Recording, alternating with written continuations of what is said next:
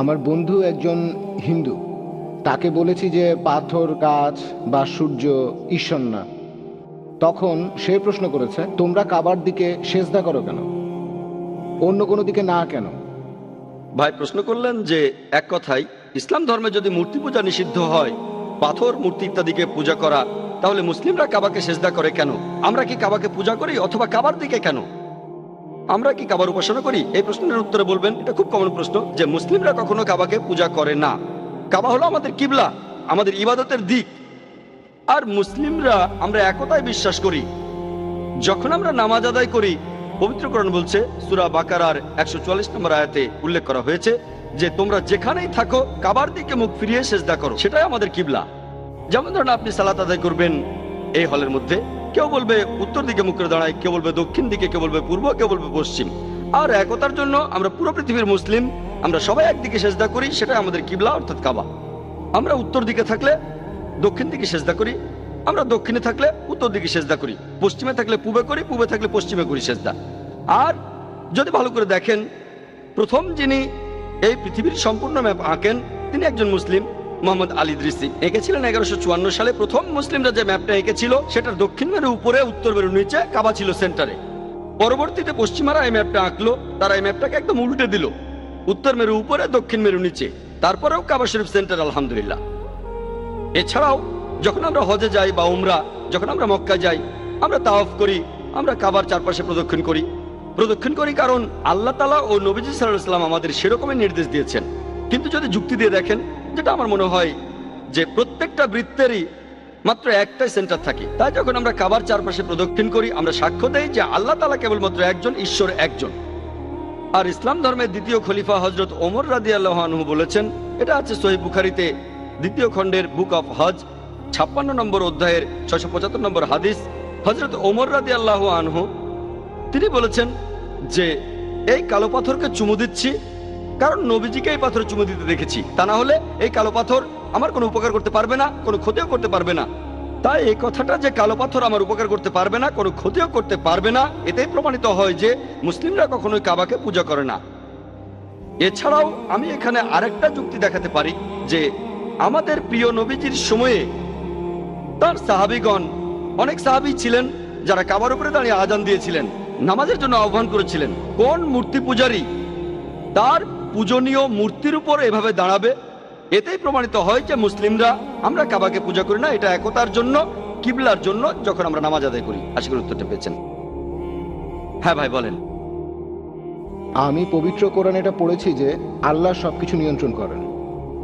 তখন আমাকে একজন বলেছিল, যেহেতু আল্লাহ সবকিছু নিয়ন্ত্রণ করেন, তাহলে আমি যদি কোনো পাপ করি অথবা কোনো ভালো কাজ করি, আল্লাহ সেটাও নিয়ন্ত্রণ করছেন। আর আমি একজন মুসলিম নাকি অমুসলিম, অন্য কোনো ধর্মের, আল্লাহ সেটাকেও নিয়ন্ত্রণ করছেন। আমি যুক্তিটাতে ঠিক পুরোপুরি সন্তুষ্ট না, তবে এ সম্পর্কে আপনার মন্তব্যটা চাই। ভাই প্রশ্ন করলেন যে আপনার এক বন্ধু প্রশ্ন করেছেন যে কোরআন বলছে ওয়াল্লাহু আলা কুল্লি শাইইন কাদির, এর অর্থ আল্লাহ সবকিছুর উপর প্রভুত্ব করেন, সবকিছুর উপরে প্রভুত্ব করেন। এখন কেউ যদি ভুল করে বলে তিনি সবকিছু নিয়ন্ত্রণ করেন, সে যদি মুসলিম হয়, এখানে আল্লাহ সবকিছুর উপরে প্রভুত্ব করেন, প্রশ্নটা কি আপনার? নিয়ন্ত্রণ মানে কথাটা ঠিক বুঝতে পারছি না, তবে মুসলিম হয়ে থাকলে বলি আল্লাহ প্রভুত্ব করেন, হ্যাঁ কথাটা ঠিক। কেউ ভুল করে ভাববে তার ক্ষমা করার ক্ষমতা আছে, হ্যাঁ সেটাও আছে। কোনো অমুসলিম হয়তো ভাববে সবকিছুর উপরে আল্লাহর ক্ষমতা আছে, হ্যাঁ আছে। আল্লাহর ক্ষমা করার ক্ষমতা আছে কিনা জানতে চাচ্ছেন? মানে আমি বলতে চাচ্ছি, আল্লাহ তাআলাই তো আমাদের ভাগ্য লিখেছেন। আপনি ভুল উদ্ধৃতি দিয়েছেন। ভেবেছিলাম আপনি এটা নিয়ে কথা বলছেন, যেটা বলছেন সেটা তাকদীর, অদৃষ্ট, যে আল্লাহ সুবহানাহু ওয়া তাআলা আমাদের অদৃষ্ট লেখেন আর সবকিছু অদৃষ্ট অনুযায়ী ঘটে। আপনি যে আয়াতের উদ্ধৃতি দিয়েছিলেন সেটা ঠিক না, আল্লাহ নির্দিষ্ট করে দেন। আর বেশিরভাগ ধর্মই হোক, সেটা হিন্দুইজম, ইসলাম, আমরা মানি অদৃষ্ট বলে একটা জিনিস আছে, সবকিছু অদৃষ্ট মেনেই হয়। এখন প্রশ্ন হলো, যদি এটা আমার অদৃষ্টে লেখা থাকে যে আমি চুরি করব আর চুরি করলাম, কাকে দোষ দেব? আল্লাহ। আল্লাহ অদৃষ্টে লিখেছেন আমি চুরি করব, সেজন্য চুরি করেছি, কাকে দোষ দেব? আল্লাহকে। নিজেকে দোষ দেবো কেন? যদি আমার অদৃষ্টে লেখা থাকে যে আমি মানুষ খুন করব, যদি অদৃষ্টে লেখা থাকে আর খুন করি, কাকে দোষ দেব? আল্লাহকে দোষ দেব। যদি আমার অদৃষ্টে লেখা থাকে আমি অমুসলিম হব, অমুসলিম হলাম, কাকে দোষ দেব? আল্লাহকে। তাহলে আমি দোজখে যাব কেন? ভাই আমরা কদর অর্থাৎ অদৃষ্টে বিশ্বাস করব, কিন্তু মানুষ এটাকে বুঝতে ভুল করে যে এই অদৃষ্ট কি। আর যেমন ধরেন একটা উদাহরণ দিচ্ছি, ধরেন একটা ক্লাস, সেখানে 100 জন ছাত্র আছে, আর বছরের শেষ দিকে ফাইনাল পরীক্ষার আগে টিচার বললেন, তুমি হবে ফার্স্ট ক্লাস ফার্স্ট, তুমি পাবে সেকেন্ড ক্লাস, আর তুমি ফেল করবে। তারপর ফাইনাল পরীক্ষা হলো, পরীক্ষা শেষ, রেজাল্ট বের হলো, প্রথম জন ফার্স্ট ক্লাস ফার্স্ট হলো, পরের জন সেকেন্ড ক্লাস, আপনি ফেল করলেন।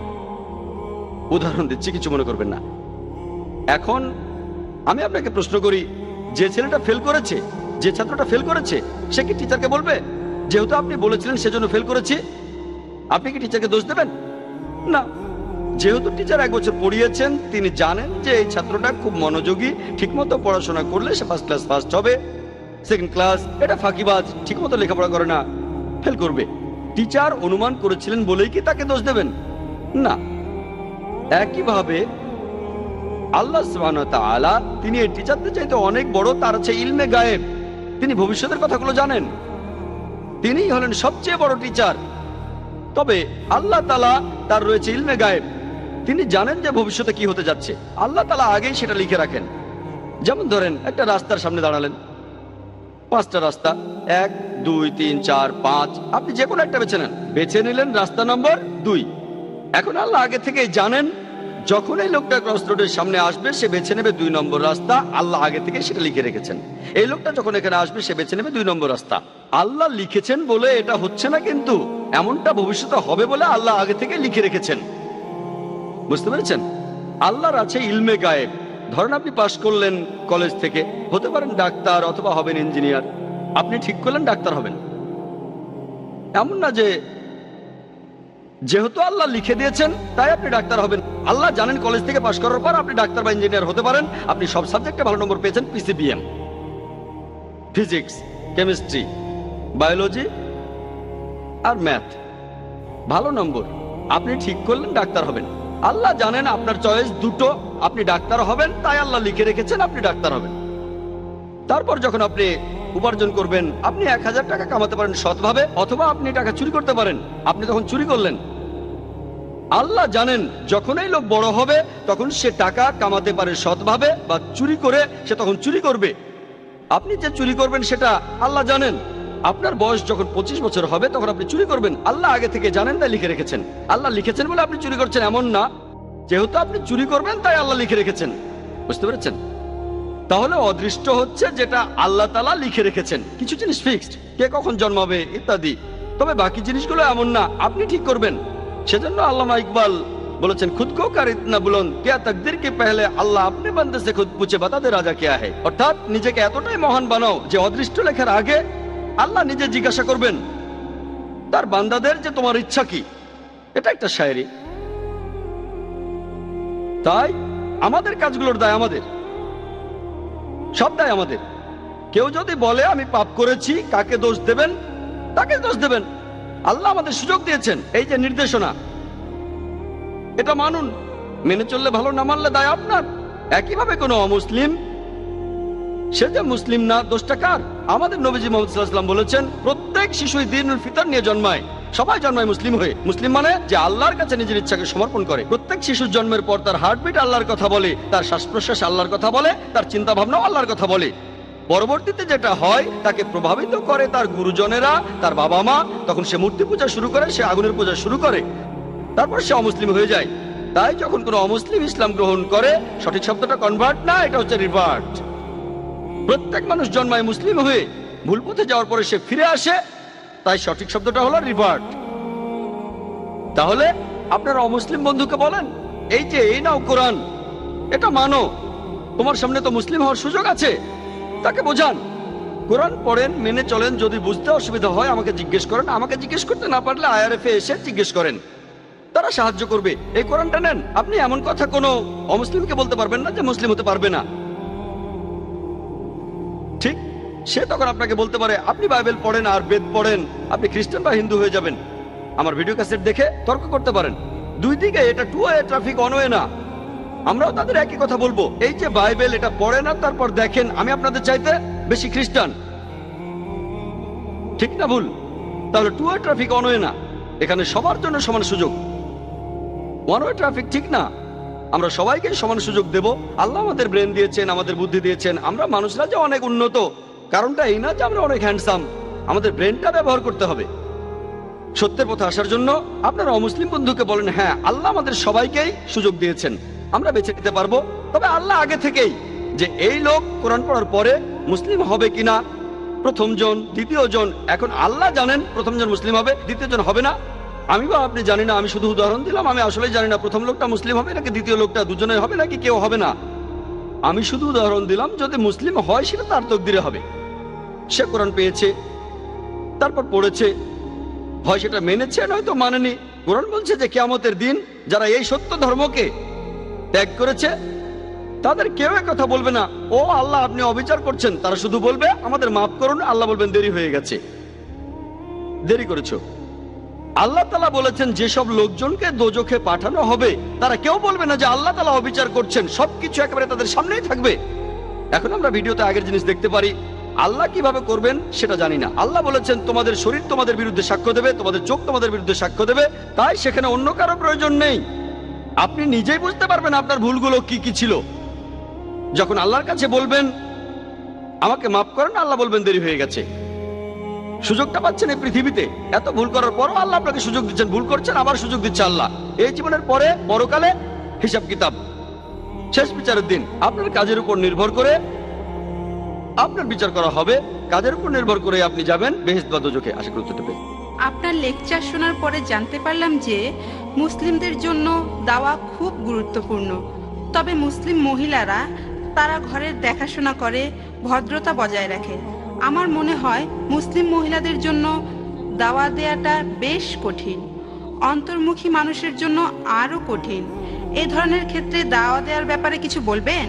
বোন প্রশ্ন করলেন যে আমার লেকচার শুনে তিনি বুঝেছেন দাওয়া খুবই গুরুত্বপূর্ণ। দাওয়া দেওয়া আবশ্যিক বোন, গুরুত্বপূর্ণ ঠিক আছে, তবে আবশ্যিক, এটা আবশ্যিক আর সেজন্য গুরুত্বপূর্ণ। আপনি প্রশ্ন করলেন একজন মহিলা কিভাবে দাওয়া দেবেন অমুসলিমদের কাছে, বিশেষ করে যদি ভদ্রভাবে করতে চান। অনেক মানুষের ভুল ধারণা আছে যে শুধুমাত্র বহির্মুখী হলে দাওয়া দিতে পারবেন, ব্যাপারটা আসলে এমন না বোন। অনেক ভদ্র মহিলা আছেন মাশাআল্লাহ, তারা যথেষ্ট আধুনিক মাশাআল্লাহ, আর তারা দাওয়া দিচ্ছেন আলহামদুলিল্লাহ। কিন্তু যে মানুষটা অন্তর্মুখী সে কিভাবে দাওয়া দেবেন? বোন, মানুষের একটা ভুল ধারণা আছে যে দাওয়া মানে কথা বলা। দাওয়া মানে শুধু কথা নয়, দাওয়ার অনেক প্রকারভেদ আছে। একজন লোকের সাথে কথা বলতে পারেন, বাসায় অনেকজনের সঙ্গে কথা বলতে পারেন, চিঠি লিখতে পারেন, ইমেল পাঠাতে পারেন। তবে এখানে দাওয়ার ব্যাপারে যদি বলতে হয়, ব্যক্তিগত লেভেলে যাওয়া হয়, পুরুষের সাথে পুরুষ বা মহিলাদের সাথে মহিলা, এভাবে আলোচনা হয়। সাধারণত মহিলারা না মেহরামদের সঙ্গে কথা বলেন না। তবে আপনি যদি ইসলামিক শরিয়া মেনে চলেন তাহলে আলহামদুলিল্লাহ আপনি ঘরে বসেও দাওয়া দিতে পারেন। যদি অন্তর্মুখী হন ঠিক আছে, হয়তো ভালোভাবে বলতে পারবেন না, হয়তো লজ্জা পাবেন বা কিছু বলতে চাইবেন না। আমি আমার চাইতে খারাপ অবস্থায় কোনো দায়ীকে পাইনি। আমি একজন তোতলা বোন, কারোর সাথে কথা বলতে গেলে আমি তোতলাই। কেউ আমার নাম জিজ্ঞেস করলে বলতাম যা যা যা জাকির। একসময় আমি এভাবেই কথা বলতাম। আলহামদুলিল্লাহ আল্লাহ আমার পথ খুলে দিয়েছেন। তারপর মেডিকেল থেকে পাশ করলাম 12 বছর আগে। তারপর আমি এই দাওয়ার ক্ষেত্রে আসলাম মাশাআল্লাহ। আমি আগের প্রশ্নের উত্তরেও যে কথাটা বলেছিলাম, যদি আল্লাহ সুবহানাহু ওয়া তাআলার পথে কেউ জিহাদ করেন তার পথ আল্লাহ খুলে দেবেন, আপনি যেই হন। বেশিরভাগ মানুষ 99%-এরও বেশি যারা দাওয়া দিতে আসেন, আমি শুরুতে তাদের অনেক পিছনে ছিলাম। আমি এটা করতে পেরেছি আল্লাহর সাহায্যের কারণে। আল্লাহ সাহায্য করলে কেউ তাকে হারাতে পারে না, সাহায্য না করলে কেউ তাকে বাঁচাতে পারে না। সেজন্য মুমিনগণ আল্লাহ তাআলার উপরে নির্ভর করুক। এটা সূরা ইমরানের 160 নম্বর আয়াতে উল্লেখ করা হয়েছে। তাহলে বোন শুরু করেন। যদিও ভেবে থাকেন কথা বলতে পারবেন না, কথা বলতে চাইবেন না, আপনি অন্তর্মুখী, তারপরে শুরু করেন, আর ইনশাআল্লাহ আল্লাহ সাহায্য করবেন। আর মহিলা হয়ে ভদ্রতার সাথে দাওয়া দিতে পারবেন না এমনটা নয়। অনেকের ভুল ধারণা আছে যে ভদ্র মানে ঘরে বসে থাকা। ভদ্র মানে ভদ্র, ঘরে বা বাইরে ইসলামিক শরিয়া মেনে চলেন, দৃষ্টি নিচু করেন। সত্যি বলতে নম্র একজন মহিলা অন্য একজন রুক্ষ মহিলা চাইতে ভালো দাওয়া দিতে পারবেন। এই মহিলা যখন বাইরে বের হন ইসলামিক নিয়মে সেটাও এক ধরনের দাওয়া। আর যখন ধর্ম প্রচার করেন, কথা বলেন, ইনডাইরেক্ট দাওয়া। আমার মনে পড়ে গেল যে আজ সকালে আমাদের ফাউন্ডেশনের জন্য কিছু মহিলা ট্রেনারের ইন্টারভিউ নিচ্ছিলাম। বোম্বে শহরের অনেক মহিলা এসেছিলেন। তারা আসার পর ইন্টারভিউ নিলাম, তাদের সাথে কথা বললাম, আমার বোন আর আমি। আর এইসব মহিলা তারা আমাদের প্রশ্ন করলো যে আচ্ছা আমরা ট্রেনিং দিতে আসলে শাড়ি পরে আসতে পারবো অথবা সালোয়ার কামিজ কি পরে আসা চলবে? তারাই প্রশ্ন করছে, আমরা তাদের কিছুই বলিনি। তারা মহিলা, ট্রেনিংও দেবেন মহিলাদের, এটাও হলো দাওয়া। আমাদের কথা আমার বোন যেভাবে হিজাব পরেছে, তারাই তখন বললো সালোয়ার কামিজকে পরা যাবে নাকি অন্য কিছু পরবো। আমরা কোনো নিয়ম বানাইনি, তারা তো ট্রেনার, সবাই প্রফেশনাল, আমরা মাইন্ড করবো না। তারা মহিলা, সালোয়ার কামিজ বা অন্য যা কিছুই পরুক, তারা যে পোশাকই পরুক, তাতে কোনো সমস্যা নেই। কিন্তু সেখানে আমার বোন যে পোশাক পরেছে সেটা তো সবাই দেখছে। অমুসলিম প্রফেশনাল বিদেশ থেকে ট্রেনিং পাওয়া মানুষকে কথা বলার উপর ট্রেনিং দেয়, তারা প্রশ্ন করেছে কেন? কারণ তারা আমার বোনকে দেখেছে। ইসলাম সম্পর্কে আমরা কিছু বলিনি, সেখানে শুধু কাজের কথা বলেছি। আর সেখানে আমাদের উপস্থাপনাটাই ছিল দাওয়া। আলহামদুলিল্লাহ, তাদের এমন কোনো শর্ত দেয়নি যে ট্রেনিং দিতে গেলে হিজাব পরে আসতে হবে, এটা আবশ্যিক না। তারা অমুসলিম ছিলেন, তাই আলহামদুলিল্লাহ। তাই বোন, ব্যাপারটা এমন না যে ভদ্র হলে দাওয়া দিতে পারবেন না। সত্যি বলতে ভদ্র হলে ভালো দাওয়া দিতে পারবেন, আপনি ভালো অবস্থানে থাকবেন। আর কিছু কিছু পরিস্থিতিতে বলতে পারেন আমি মহিলা, সাধারণত ঘরেই থাকি, বাইরে খুব বেশি আলোচনা করতে চাই না, কথা বলতে পারেন টেলিফোনে, ইন্টারনেটে যোগাযোগ করতে পারেন, মহিলাদের সাথে আলোচনা করাই ভালো। এভাবে দাওয়া দিতে পারেন, তাদের বই পাঠাতে পারেন, ভিডিও ক্যাসেট দিতে পারেন, অডিও টেপ দিতে পারেন ইত্যাদি। আপনি আপনার মুসলিম বন্ধুদের জানাতে পারেন, সবাইকে জানাতে পারেন। পরিচিত অমুসলিম না থাকলে আপনি মুসলিম বন্ধুকে বলেন তার কোনো অমুসলিম বন্ধু আছে কি যে ইসলাম সম্পর্কে জানতে চায়, সমস্যা নেই। যে জাকির ভাই একজন অমুসলিম বন্ধুও নেই, আচ্ছা আপনার মুসলিম বন্ধুদের বলেন তাদের অমুসলিম বন্ধু আছে কিনা, প্রশ্ন আছে কিনা। সহজ, আল্লাহ আপনার পথ খুলে দেবেন। আর আপনি শুরু করলে ইনশাআল্লাহ আল্লাহ সাহায্য করবেন। তবে আপনাকে শুরু করতে হবে, আর দেরি করবেন না, এখনই শুরু। আশা করি উত্তরটা পেয়েছেন। কোনো ভাইকে প্রশ্ন করবেন? হ্যাঁ ভাই। আসসালামু আলাইকুম। ওয়ালাইকুম আসসালাম রহমতুল্লাহ বারাকাতুহু। কোরআনে অ্যানথ্রোপোমরফিজমের অভিযোগটা আমরা কিভাবে খণ্ডন করব? যেমন ধরেন আল্লাহর হাত, আল্লাহর ডান হাত, অথবা আল্লাহর চোখে। এছাড়াও বলা আছে যে কেয়ামতের দিনে আমরা সবাই আল্লাহকে দেখব। এই অভিযোগটা কিভাবে খণ্ডন করব? তারা বলে যে কোরআন আল্লাহ তাআলাকে একটা আকার দিচ্ছে। ভাই প্রশ্ন করলেন যে অ্যানথ্রোপোমরফিজমের যে ফিলোসফি, যেটা ইসলাম বিশ্বাস করে না, কিন্তু ইসলামে কেন বলছে যে আল্লাহর হাত আছে আর কিয়ামতের দিন আল্লাহকে দেখতে পাবো।